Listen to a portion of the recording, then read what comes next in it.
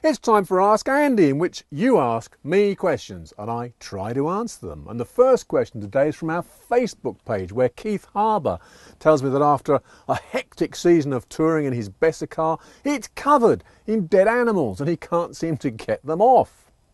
He wonders if I've got any tips. Well, Keith, you can get special insect remover from good car accessory shops, or you could also try this little tip. Get a big towel, make it absolutely soaking wet and put some liquid cleaner in it as well.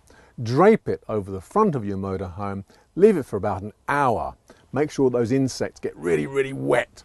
And then remove the towel, get a squeegee and scrape the blighters off. It works every time. Question number 2 is from Colin Thompson. And Colin, again, has been on our Facebook page and he's asked me a bit of a complicated question. He's noticed that a lot of motorhome manufacturers nowadays are making claims about the way their vehicles are built, the way they're constructed. Solid, for example, Alutech. They're not using wood, they're not using screws, everything's made of fiberglass. And he wants to know what he should really look for when choosing a new motorhome. Well, I reckon that motorhomes nowadays, Colin, are all pretty well made. And what is perhaps more important than the materials is how the vehicle is actually put together. This motorhome here is a Leica. It's 14 years old. There's loads of wood in it. It's really quite old-fashioned, and yet it doesn't squeak, it doesn't rattle, and it doesn't let water in. So it was built really well and designed well too.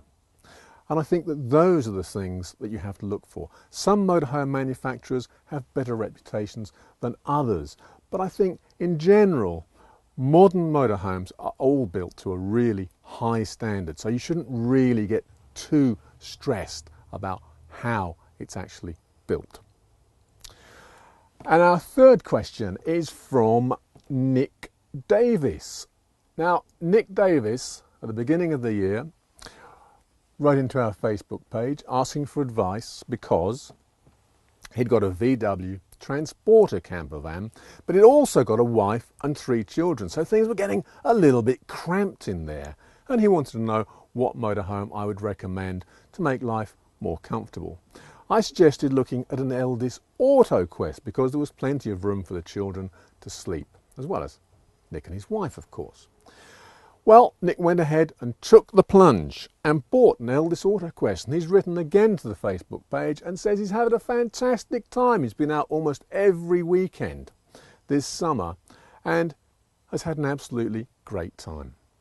Now, Nick, the wonderful thing is that when the children leave home, which they surely will, you may well be able to go back to your VW Transporter once again and relive the youth. That's the great thing about motorhoming.